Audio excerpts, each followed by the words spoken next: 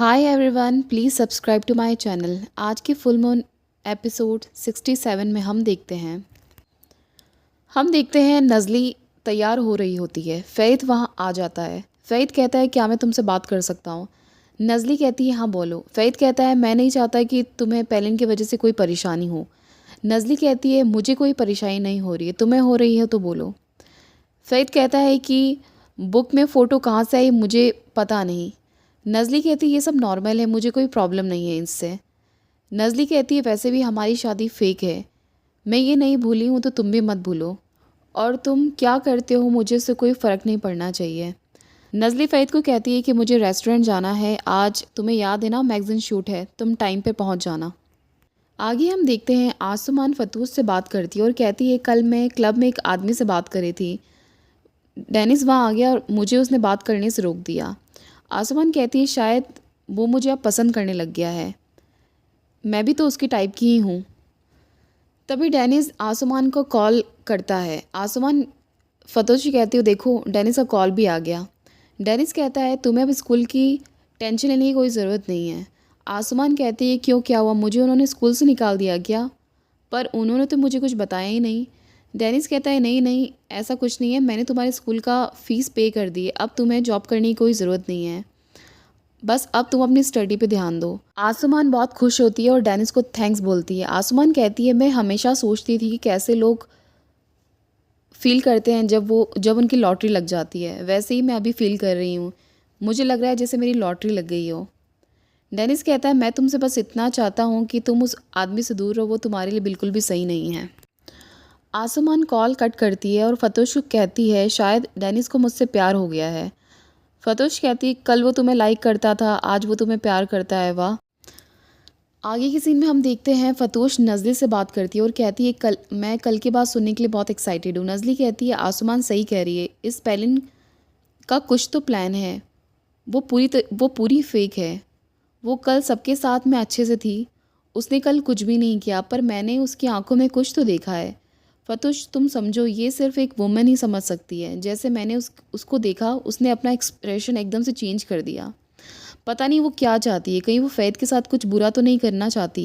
नज़ली कहती है उसने एक बुक के बारे में कहा सडनली, उसने उस बुक की तरफ देखा और अपने पास्ट के बारे में बात करने लगी।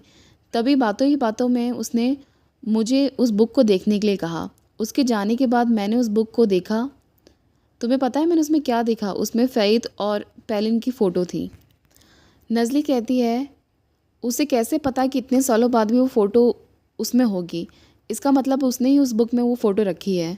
फतोश कहती है तुम सही कह रही हो नज़ली। दूसरी तरफ हम देखते हैं पेलिन हकान से बात करती है और कहती है फ़ैरित इस प्रोजेक्ट को एक्सेप्ट नहीं करेगा। हकान कहता है ये प्रोजेक्ट बहुत अच्छा है, तुम उसे कहोगी तो वो ज़रूर एक्सेप्ट करेगा, तुम्हें बस उसे कन्विंस करना है। दूसरी तरफ हम देखते हैं दीमत सो के उठती है और वो वापस वॉइस रिकॉर्डर को सुनती है और कहती है हकान मैं तुम्हें बर्बाद कर दूंगी। आगे हम देखते हैं फ़ैद पुशला में आर्किटेक्ट की मीटिंग रखता है। वो मीटिंग में जाता है, वहाँ पर वो पेलिन को देखता है। पेलिन कहती है मैंने सुना है कि पुशला को आर्किटेक्ट की ज़रूरत है, इसलिए मैं यहाँ पे आ गई। फ़ैद कहता है हाँ मैं तुम्हें देख के सरप्राइज़ हो गया हूँ।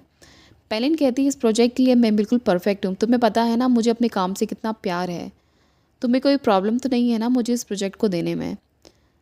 पेलिन कहती है ये बहुत अच्छा टाइम है हमारी फ्रेंडशिप को वापस स्टार्ट करने के लिए। फ़ैद कहता है हमें धीरे धीरे आगे बढ़ना चाहिए, ये तो बहुत बड़ा स्टेप है। पेलिन इंगन को कहती है कि तुम समझाओ फ़ैद को कि मुझे बस एक लास्ट चांस चाहिए। तभी फ़ैद पेलिन को कहता है कि फिर तुम आज से ही काम स्टार्ट कर सकती हो। पेलिन कहती है काम करने से पहले मैं ज़ैनब और दैमिर से मिलना चाहती हूँ, तुम मुझे उनका एड्रेस दे दो, मैं वहाँ चली जाऊँगी। फ़ैद पेलिन को कहता है कि मैं तुम्हें वहाँ ले चलता हूँ, मुझे भी वहाँ जाना है। आगे हम देखते हैं फ़ैद पेलिन को ज़ैनब और दैमिर की कब्र के पास लेके जाता है। पेलिन ये देखकर बहुत रोती है और कहती है ज़ैनब मैं आ गई हूँ, अब मैं तुम्हें छोड़ के नहीं जाऊँगी, मैं यहाँ आती रहूँगी। पेलिन फ़ैद को कहती है कैसे तुम रह रहे हो ज़ैनब के बिना? फ़ैद कहता है ये हार्ड है पर मैं रह रहा हूँ बुलुत के लिए। पेलिन फ़ैद को गले लगा लेती है और कहती है काश मैं ज़ैनब से लास्ट टाइम मिल पाती।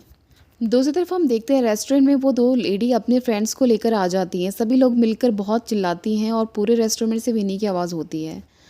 तभी रेस्टोरेंट में वहाँ पे मैगज़ीन शूट करने वाले लोग आ जाते हैं। वो लोग नज़ली से पूछते हैं कि इतनी आवाज़ क्यों आ रही है। नज़ली कहती है ये हमारी क्लाइंट है, हमें अपनी क्लाइंट की खुशी बहुत मैटर करती है, इसलिए हमने उनके लिए म्यूज़िक ऑन कर दिया है। तभी नज़ली रेस्टोरेंट के बारे में उनको बताने लगती है।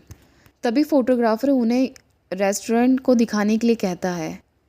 नज़ली उन्हें किचन में लेके जाती है। वो कहते हैं कि फ़ईद कहाँ है, हमें इस इंटरव्यू के लिए फ़ईद की ज़रूरत है, उनके बिना ये इंटरव्यू नहीं हो पाएगा। नज़ली कहती है वो बस आने वाले, उससे पहले आप किचन देख लें। तभी फ़तूश वहाँ आती है और नज़ली को बताती कि वो लेडीज़ अभी तक नहीं गई हैं और अभी तक फ़ईद भी नहीं आया है। नज़ली उन लोगों को किचन में बिज़ी रखती है और डिश के बारे में बात करती है। दूसरी तरफ हम देखते हैं फ़ईद और पेलिन ट्रैफिक में फंस जाते हैं। पेलिन फ़ईद को कहती है तुम्हें लेट हो रहा होगा, तुम मुझे यहीं छोड़ दो, मैं यहाँ से चली जाऊँगी। फ़ईद पेलिन को वहाँ छोड़ता है और रेस्टोरेंट के लिए निकल जाता है। आगे हम देखते हैं इंटरव्यू नज़ली को थैंक्स बोलता है और कहता है कि हमें लगा था कि फ़ईद के बिना ये इंटरव्यू नहीं हो पाएगा, पर आज इंटरव्यू बहुत अच्छा था, हमें बहुत अच्छा लगा। और कहता है कि इस इंटरव्यू के बारे में आप नेक्स्ट मंथ के मैगज़ीन में पढ़ सकते हैं। तभी ये बोलकर वहाँ से चले जाते हैं। आगे हम देखते हैं नज़ली किचन में होती है, तभी वहाँ फ़ईद आ जाता है। फ़ईद नज़ली को सॉरी बोलता है लेट आने के लिए। फ़ईद उसे कहता है कि पेलिन ऑफ़िस में आ गई थी जॉब ऑफ़र के साथ में। नज़ली कहती है मैंने तुम्हें कहा था ये इम्पॉर्टेंट है और तुम्हारा यहाँ होना बहुत ज़रूरी था और तुमने लेट आने का ये रीज़न दिया। फ़ईद कहता है कि मैं पेलिन को ज़ैनब से मिलाने लेकर गया था, उसके बाद हम लोग ट्रैफिक में फंस गए थे।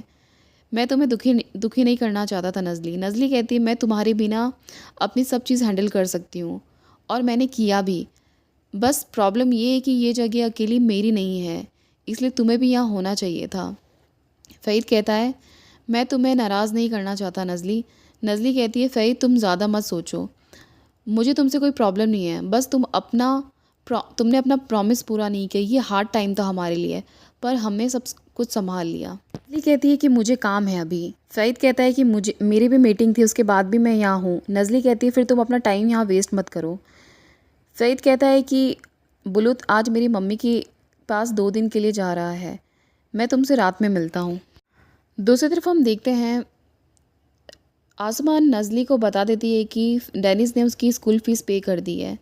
नज़ली आसमान पे गुस्सा करती है और कहती है कि मैंने तुम्हें ये सिखाया कि किसी से उधार मत लेना, तो तुमने डेनिस से कैसे उधार ले लिया। आसमान कहती है कि डेनिस गरीब नहीं है, वो बस मेरी हेल्प करी है। नज़ली आसमान को कहती है कि तुम्हें डेनिस को उसके सारे पैसे देने पड़ेंगे। आसमान गुस्से में बाहर जाती है और उस कार्ड पर कॉल करती है और उनसे उनका एड्रेस भेजने के लिए कहती है।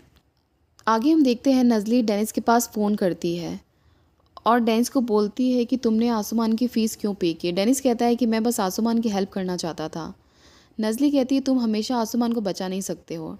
डेनिस कहता है जब मैं हेल्प कर सकता हूँ तो मैं बैठ के थोड़ी ना देखूंगा। नज़ली कहती है उसे पढ़ने देना चाहिए था जो भी उसने किया है, इससे वो सीखेगी, अब वो बड़ी हो गई है।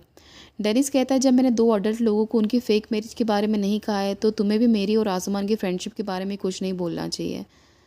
वैसे भी आगे से मैं ध्यान रखूँगा। और डेनिस फ़ोन कट कर देता है। आज का एपिसोड यहीं ख़त्म हो जाता है। Thank you so much guys.